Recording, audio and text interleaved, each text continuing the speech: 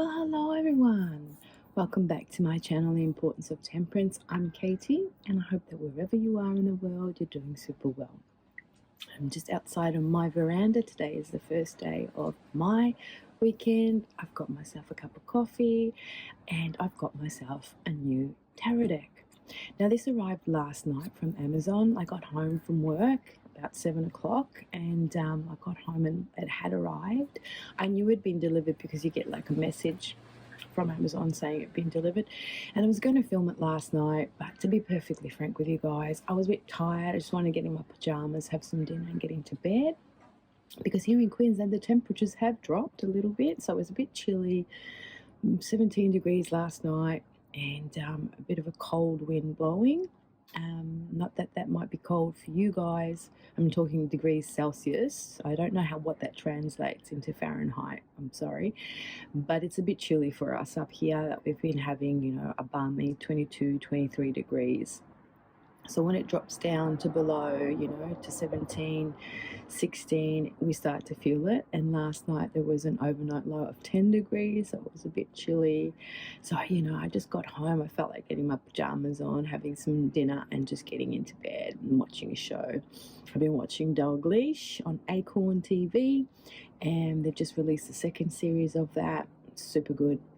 I love British TV. I love British series. They're very good. They're very well made, and I usually watch those. And I've got Acorn TV because it's like Netflix, but it's kind of for us here in Australia and New Zealand, I guess, to watch these British shows. And I'm a bit partial to, you know, don't laugh at me, Midsummer Murders and Miss Marple, Poirot, you know, those kind of things. And yeah, anyway, back to this deck. So I've been wanting to buy myself a tarot deck for the longest time now, and I just haven't been able to find anything that really tickles my fancy. As you all know, I do follow Simon at the Hermit's Cave, so I'm a caver, and I watch you know, his tarot reviews, his deck reviews, and he's got some beautiful decks on there that I really love. But at the end of the day, when I go look for them, the cost to buy them is prohibitive for me, especially being in Australia. Prices on Etsy are out of this world, especially then when you want to go and get it delivered. So shipping costs are phenomenal. Even for me to get decks off MPC is expensive, because I have to pay US dollars to get decks on MPC, plus the shipping is $25 flat out international rate.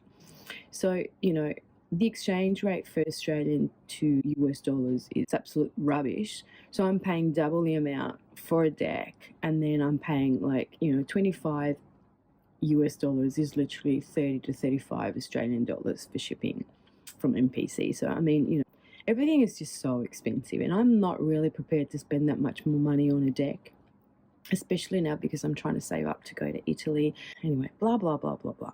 All this to say that I couldn't find a deck that I liked, and the ones that I do like on the Hermit's Caves, I can't, you know, afford. But I was just dying to get myself a deck, because the last one I got was this deck here. And sorry about the lighting, guys. I'm filming outside and it's a bit shy, isn't it? The Tarot de Marseille.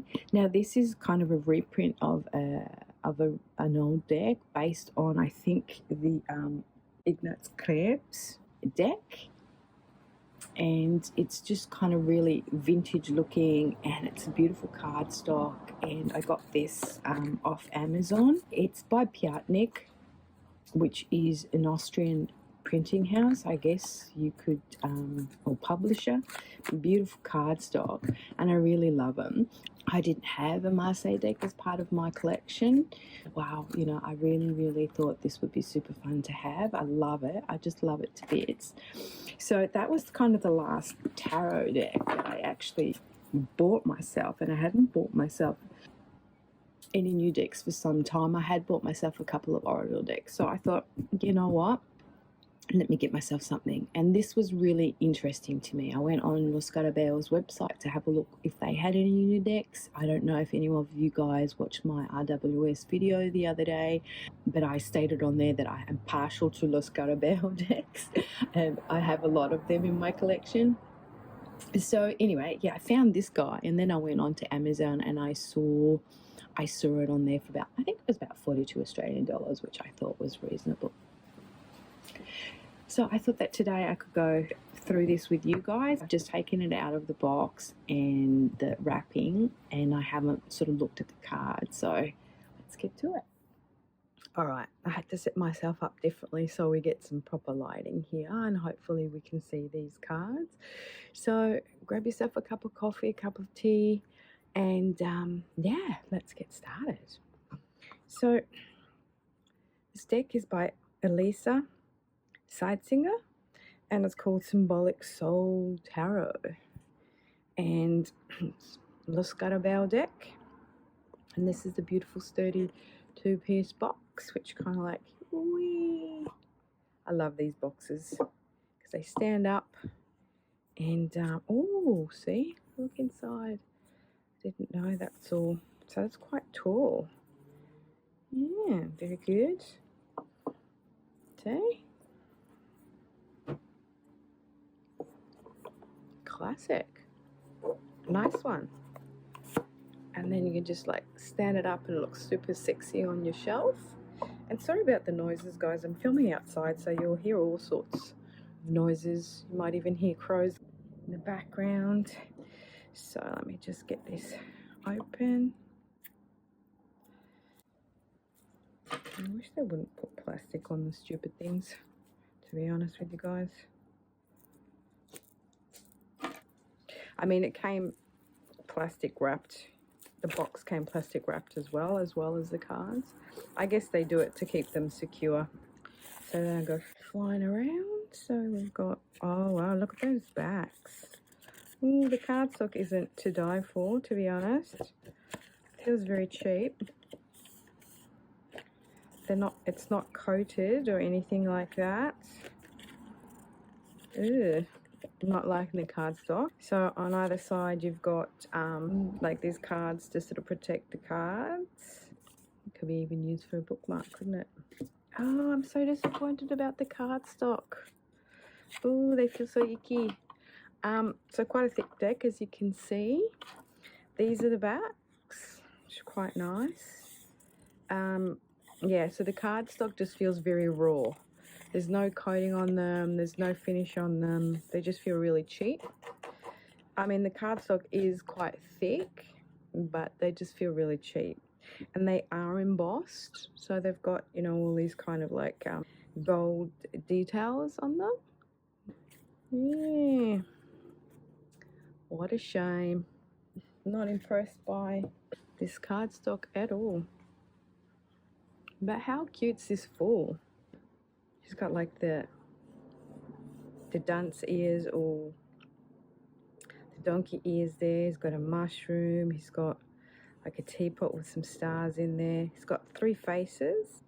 And he's got the little monkey down the bottom. Interesting. Oh, I like the magician. Yeah, it's a very interesting take. It's a bit playful, but yet it's got the different archetypes within the one image, because you know how the Fool has different legends and different myths. They all go into the one card. It seems that they tried to, you know, embody that. It's the same thing with this magician. And I just like the black and white with the gold accents too. Oh wow, look at this high priestess.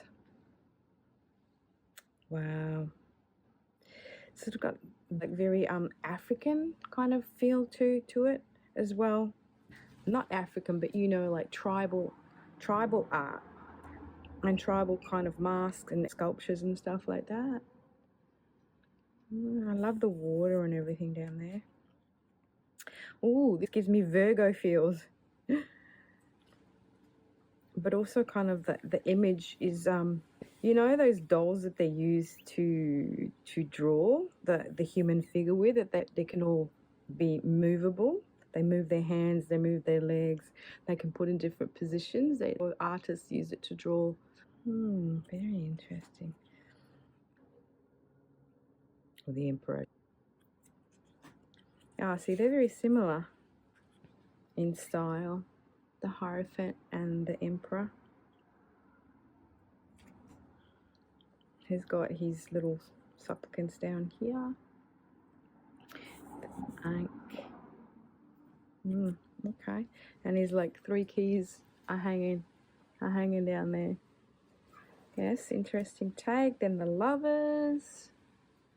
Don't know why the lovers have got all these arrows in them. Could that be Cupid shooting them up? And this angel up the top. Got the 2 trees. So, I mean, it's based obviously on a traditional RWS deck. Look at them sphinxes down there with the one eye. Oh, and he's got his arm cut off. That's interesting. Where's his arm gone? I wonder what myth that kind of like is trying to depict. Oh, wow, look at this strength card. That's gorgeous. And there's a volcano here in the back. The artwork is wonderful. It looks like line drawings. And then, you know, they've just sort of beautified it by putting these gold foil accents in there to just give it a little bit of bling. But that's stunning. Love that. Oh, this is even more better in person. Isn't that gorgeous? It's got a little tail and some snow. So it's obviously in the snow here, our hermit, or she. I like that. He's got his little lantern with all the little bees there. And he's got his staff, but it looks like a row paddle. Interesting. Okay, that's a very sort of classic Wheel of Fortune. So that kind of sort of takes that wheel there is what's on the front of the box.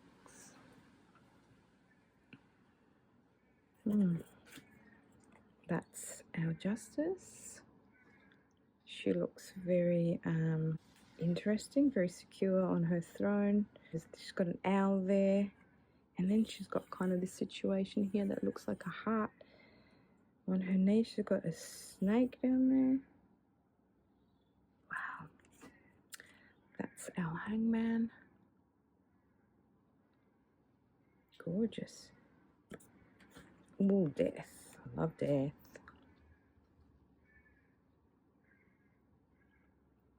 All these kind of dead people down here. He's walking all over them with these little flowers. He's got drops of blood from his side. Oh, and he's got, that's interesting detail there. He's got a drip going into the horse. How bizarre. Our Temperance, beautiful Temperance. Third eye activation there.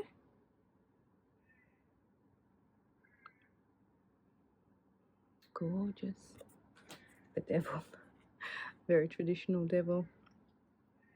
Except that he's got a candle in one hand and a snake in the other.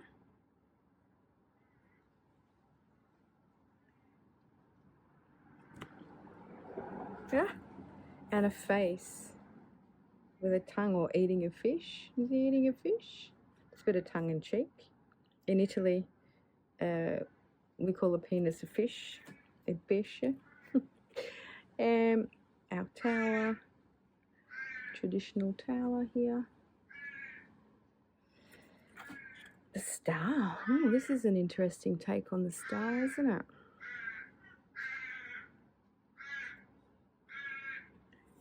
Instead of being in the water's kind of rushing past her and going into her jars there. And then there's kind of this background situation.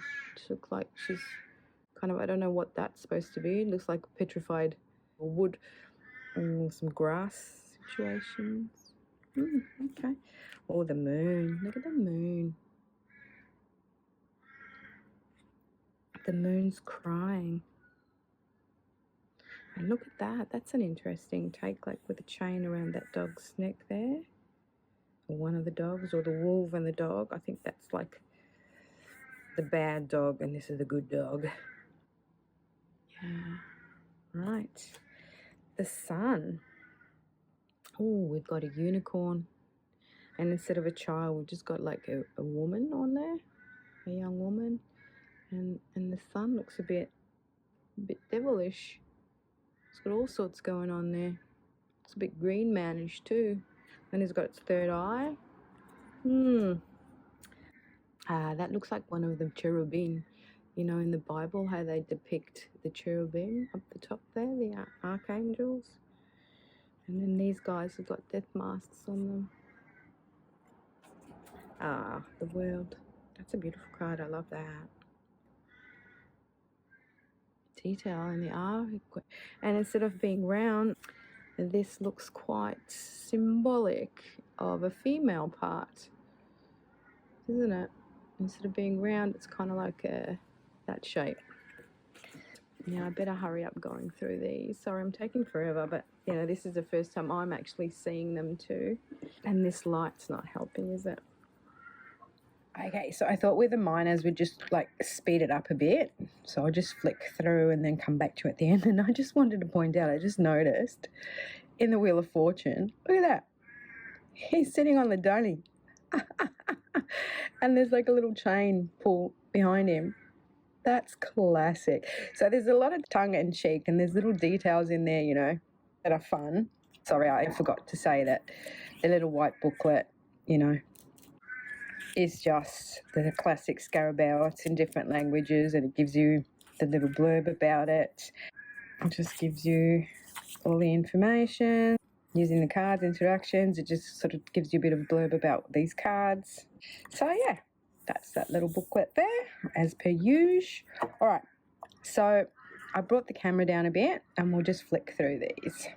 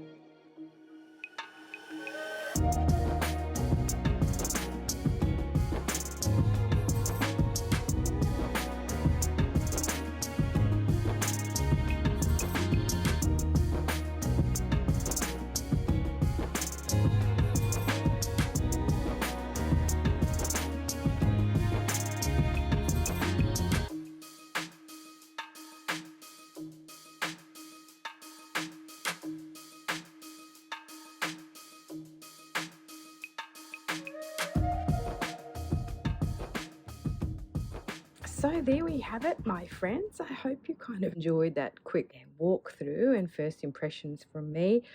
It doesn't want to be anything professional. This was just me sharing with you my first view of the deck. And I also wanted to read a little insert from the book. The Symbolic Soul Tarot is, as any tarot deck should be, an unbound book capable of presenting a map of your life, creating a window into your soul, and illuminating the wisdom of the universe.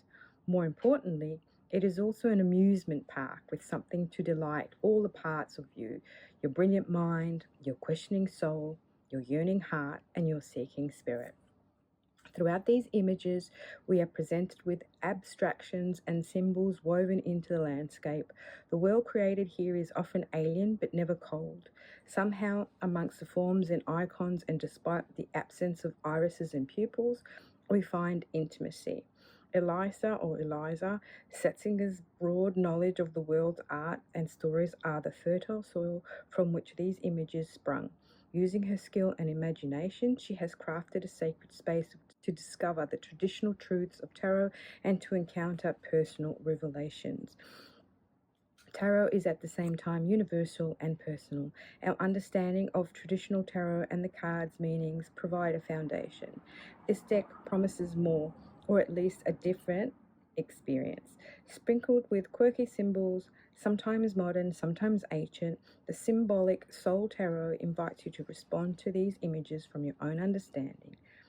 Because they are used as symbols, their interpretations are not set. Their meanings change depending on how you approach them. They even change when you meet them in different moments or circumstances. The Symbolic Soul Tarot invites you to take a journey through the cards, through your life, through the possibilities. Your soul knows the right answers for you, even though thoughts, emotions, wounds, and expectations get in the way. Release control and give your soul permission to respond to the images. After all, you come to the cards to discover what you don't consciously know. You come for the soul's whispers. Be quiet and let it speak. Wow, isn't that gorgeous? So there you go. That is Eliza Setzinger's Symbolic Soul Tarot. And the only unfortunate thing about them is the cardstock. I mean, as you can hear, this scratchiness, it's not because it's like a linen stock or anything. It's because they're uncoated. So I hope that kind of being uncoated and unprotected and raw like this, that they're not going to get ruined and scuffed when I shuffle them. And I think I need to edge these, There's a crying out to be edged, as Simon would say from the Hermit's Cave. All right, thank you so much for watching. Have a great day, and I'll see you in my next one. Ciao, lovely.